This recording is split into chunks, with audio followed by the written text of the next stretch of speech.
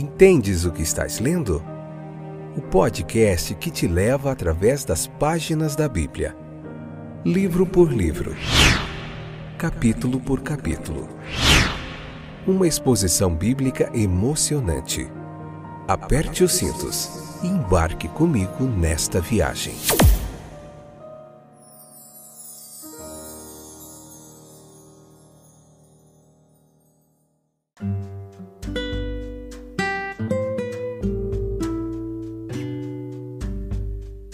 Olá, meus queridos companheiros de viagem através das páginas da Bíblia. Eu sou o Fábio e esse é mais um episódio do podcast Entendes o que estás lendo. A gente está meditando na Bíblia capítulo por capítulo, nessa pregação expositiva, esse estudo textual aqui do texto sagrado, e tem sido uma jornada excepcionalmente edificante, muito joia. A gente disponibiliza para você um comentário bíblico em áudio de forma gratuita, a um toque aí no seu celular, no Spotify, na Amazon Music, na Apple Podcasts, no YouTube Studio, YouTube Music, em praticamente todos os distribuidores de podcast que você procurar aí, você vai encontrar no Deezer, no iVoox e muitos outros, uns conhecidos, outros não. Eles têm espalhado essa mensagem do texto bíblico. A gente tem mais de 30 anos aí de estudo e aprendizado do texto sagrado, a gente tem uma formação na área teológica, temos um desejo imenso e apaixonado de estudar a Bíblia Sagrada, meditamos bastante em muitos outros comentaristas que têm dedicado as suas vidas ao estudo do texto bíblico. E estamos aqui oferecendo para você esse trabalho. Espero que você seja abençoado, edificado pelo poder da palavra de Deus. Hoje, Atos capítulo 14, parte 2, episódio número 834, 10ª temporada. Mais de 4 anos que a gente está aqui. Esse é o 10º livro da Bíblia. Nós fizemos o Pentateuco, a Torá, a Hebraica, Gênesis, Êxodo, Levítico. Gênesis, Levítico, Números e Deuteronômio. Os 4 evangelhos também aí, explicadinhos, capítulo por capítulo. E agora estamos no comecinho da igreja primitiva, em Atos dos Apóstolos, aprendendo bastante coisa legal. No capítulo 14, a gente tem falado bastante dessa didática da fé cristã. E o versículo 8 ao 18, meu convite é que você leia lá e venha para cá para a gente meditar junto. E a gente vai falar um pouquinho hoje dessas 3 instâncias da fé cristã. Quais são elas?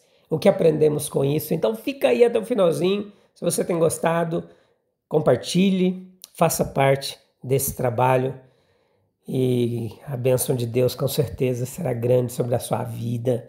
Você pode ser abençoado ouvindo e abençoado também compartilhando, abençoando a vida de outras pessoas com o texto sagrado. Enfim, chega de introdução, vamos mergulhar no texto bíblico. O conteúdo desses versículos aqui, do 8 ao 18, que a gente citou, ele é muito diversificado, muito completo. No entanto, uma certa unidade ela vai se ligar a eles. Veja que desse ponto de vista, que serão agora considerados Paulo e Barnabé, agora alcançaram um povo que é quase exclusivamente gentil. O milagre com o qual este parágrafo ele se inicia pode ser suposto encontrar o seu lugar aqui, na atuação do Espírito de Deus. Menos por seus próprios detalhes, interessantes e instrutivos como são, interessantes do que pela sequência, que mostra o efeito do milagre sobre os gentios e a maneira como os apóstolos lidaram com esse efeito. Veja, nós podemos considerar a passagem como exemplificando 3 tipos de fé, diferentes porque elas eram diferentes em grau, diferentes em aspecto e ainda mais essencial na sua manifestação. A fé do paralítico, citada aqui, presume-se que ele não era judeu, mas gentil. Ele ouve Paulo, presumivelmente ouvindo pela primeira vez a verdade pura Quer Paulo esteja falando das coisas da religião revelada ou da religião natural. O incidente, ele pode ter ajudado Paulo em sua linguagem subsequente. Lá em Romanos, quando ele escreve a igreja situada em Roma, no capítulo 10, versículo 17, de sorte que a fé, ela vem pelo ouvir e ouvir a pregação da palavra de Deus. Paulo fala, o coxo escuta, ele escuta mais e com ainda mais atenção. A semente da palavra está caindo em boa terra. O olhar de Paulo recai sobre ele, depois é fixado por ele.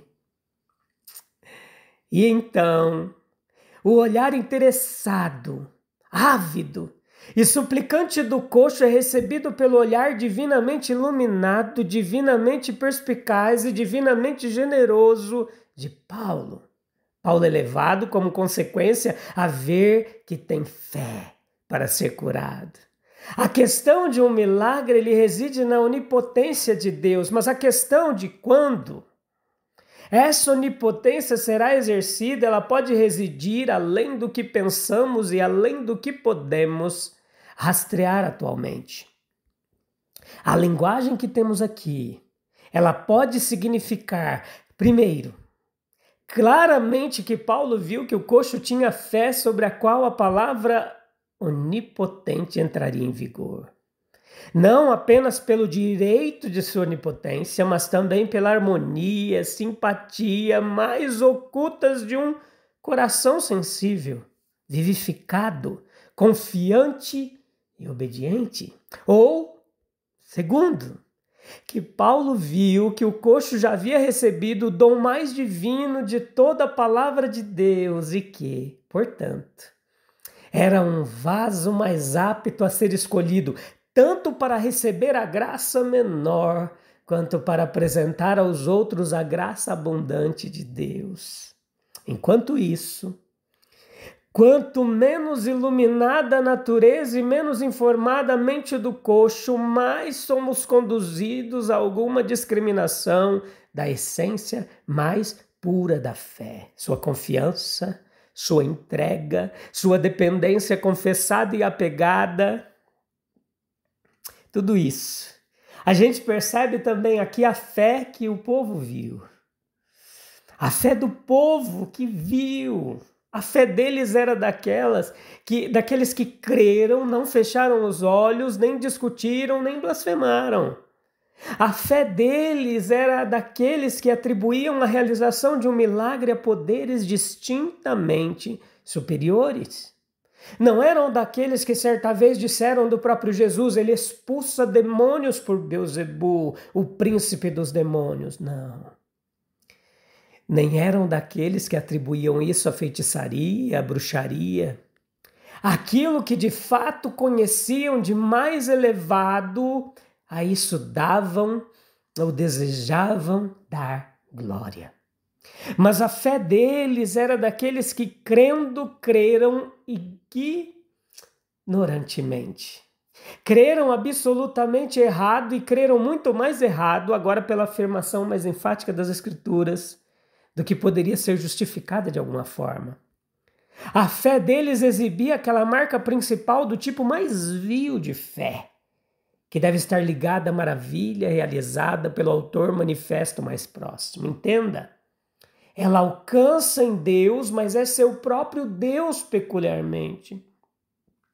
Ela alcança um Deus, mas não o Espírito e o invisível, mas ainda sua maneira de alcançar um Deus é trazendo seus deuses para si, à semelhança de homens. Ela não alcançou a concepção do grande poder, da grande bondade, do grande ser, antes de tudo, que dá a todos vida, respiração e todas as coisas. E entre todas essas coisas, o conhecimento de sua própria vontade, o poder de executá-la, às vezes na plenitude de sua majestade. Quando a gente olha para a fé dos apóstolos, foi sem dúvida, em primeiro lugar, a fé pura, que foi operada neles pelo Espírito Santo. Foi por meio dela que Paulo reconheceu a oportunidade e discerniu no coxo a realidade que também estava nele e o ensinou a dizer em alta voz: levanta-te sobre os teus pés. A fé que habitava no apóstolo era aquela que tornava a ignorância do verdadeiramente divino, ora demonstrada diante de seus próprios olhos, ora se aproveitando de suas próprias pessoas, tão terrivelmente dolorosa. A impetuosa investida entre o povo, o rasgar de suas vestes, a mescla de admoestação e instrução dirigidas ao povo, tudo isso comprova o estado intensamente exercitado de sua própria mente, quase a agonia de angústia. E a angústia era o reflexo disso mesmo, a fé iluminada, pura e elevada. Barnabé e Paulo tinham visto com muita frequência muitas ações exteriores obscuras, das quais, no entanto, sua alma se feriu menos do que esta, quando os pagãos entusiastas de Listra de bom grado lhes teriam oferecido sacrifícios. Meus queridos, a fé dos apóstolos era aquela que os horrorizava ao pensar se porventura roubassem a Deus o que lhe é próprio, ou parecessem compartilhar de sua honra indivisa. Que eles sejam considerados sob essa luz como exemplos para todos nós, para temerem, tanto quanto temeriam qualquer coisa ou que aceitassem ofertas de bajulação para si mesmos, que deveriam ser apenas ofertas de louvor a Cristo. Que guia maravilhoso para a vida mais nobre que a terra pode conhecer advém da fé ampliada, desenvolvida e madura de um cristão experiente. Sem deuses, somente Deus. Versículo 15 do capítulo 14. O assunto ele pode ser introduzido por meio de um esboço dos incidentes que destaca esses pontos de forma proeminente. Os apóstolos realizaram uma cura milagrosa. O ato deles foi seriamente equivocado. Os sentimentos pagãos dominaram o ensinamento cristão. E os apóstolos eles sentiram profundamente o insulto que o sacrifício proposto oferecia a honra e a única reivindicação divina. Lembre-se de que a primeira e suprema verdade para um judeu é a unidade e a espiritualidade de Deus. E observe que isso deve ser tão firme e zelosamente conservado pelo cristão quanto pelo judeu. Uma das características mais marcantes do homem piedoso em todas as épocas é o zelo supremo pela honra exclusiva de Deus. Ao descrever o milagre do qual os incidentes surgiram, pode-se apontar a necessidade de uma preparação antes que possamos receber a intervenção e a libertação divinas. Os homens podem ser dispostos a receber ou a ser indiferentes à graça salvadora de Deus. A evidente ânsia deste coxo destacou a rápida percepção do apóstolo como alguém em quem uma obra de poder poderia ser exercida. É evidente, pela narrativa, que não era todo coxo ou sofredor que Paulo tentaria curar. Eram apenas aqueles que, por assim dizer, estavam a meio caminho da aplicação do poder espiritual por sua própria fé. Fixando a atenção no grave erro da população agitada e nos fervorosos esforços dos apóstolos para corrigi-lo, nós notamos algumas coisas. Dentre elas, o argumento natural dos milagres. Referimos-nos à primeira ideia impulsiva deles que provavelmente surge na mente dos homens. Coisas que estão evidentemente além do poder humano devem ser operadas pelo poder divino. E as pessoas por quem a obra maravilhosa é operada devem ser pessoas divinas. Tal raciocínio foi fortalecido pelas lendas e superstições do paganismo. E pode-se demonstrar que persistiram na região específica da Licaônia, tradições de encarnações da divindade. Mas o primeiro e natural argumento dos milagres não pode ser sustentado quando o conhecimento avança e o pensamento crítico ganha força. Que eles sejam operados pelo poder divino e por sinais da presença divina não é a única explicação possível para eles. Os homens testam adequadamente o seu chamado, caráter miraculoso, e então testam a agência pela qual são operados. Portanto, meus queridos, Deus nunca age sobre os homens apenas com a força dos milagres. E nós somos levados a considerar a relação que os milagres têm com o ensino. Aqueles gentios não conseguiam ver essa conexão íntima e necessária. E até hoje muitos cristãos não a veem. Um milagre não é nada por si só. Pode ser mais valioso quando relacionado a alguma verdade, como exposição ou uma ilustração dela. Os antigos ali, desses gentios pagãos, eles não tinham a concepção de um milagre como evidência de uma doutrina. E os milagres de Nosso Senhor nunca são chamados meramente de prodígios.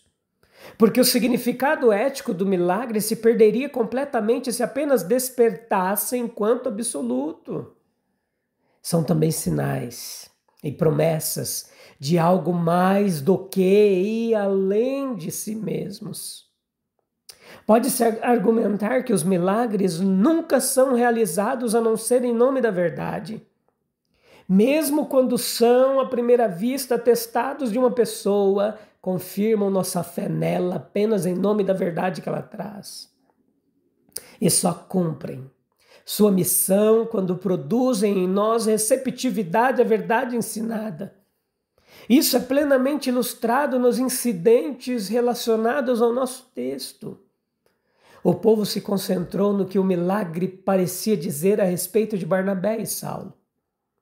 Os apóstolos insistiram veementemente que o milagre ele visava apenas abrir seus corações à verdade. E grande parte da dificuldade sentida em relação ao milagre seria removida se atentarmos mais profundamente em seu uso como gerador de receptividade à verdade. De que adianta ver o milagre se não enxergamos o Deus que está por trás dele? Sim. Que valor há em receber honra dos homens se toda a glória pertence somente a Cristo? E é isso.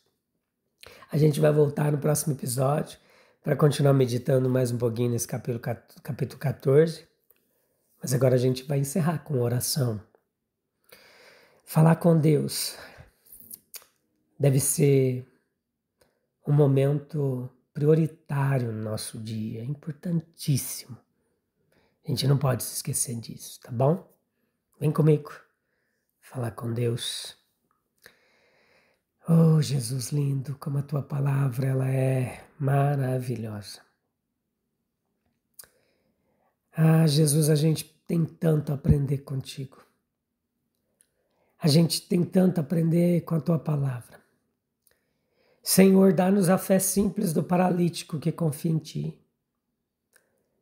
Livra-nos da fé distorcida daqueles que tentaram adorar os apóstolos, aqueles que adoram ídolos humanos. Fortalece em nós a fé dos apóstolos, que reconhece tua glória, que dá somente a ti a honra, o louvor, a adoração. Ah, Senhor, nesses tempos difíceis, eles não aceitaram outra honra, senão a honra do teu nome. E hoje a gente vê tanta coisa, tanta bagunça. Mas a honra é tua, o louvor, a adoração pertence somente a ti. Obrigado por mais uma porção da tua palavra. Amém, amém, amém. É isso, meu querido. Querido ouvinte. Dê honra somente a Deus.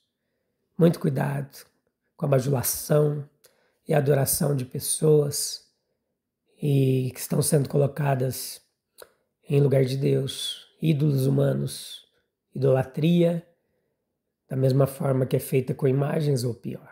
Mas enfim, a gente volta no próximo episódio para continuar meditando na palavra de Deus. Te vejo lá sem falta, tá bom? Um abraço, Deus abençoe, até breve, tchau, tchau.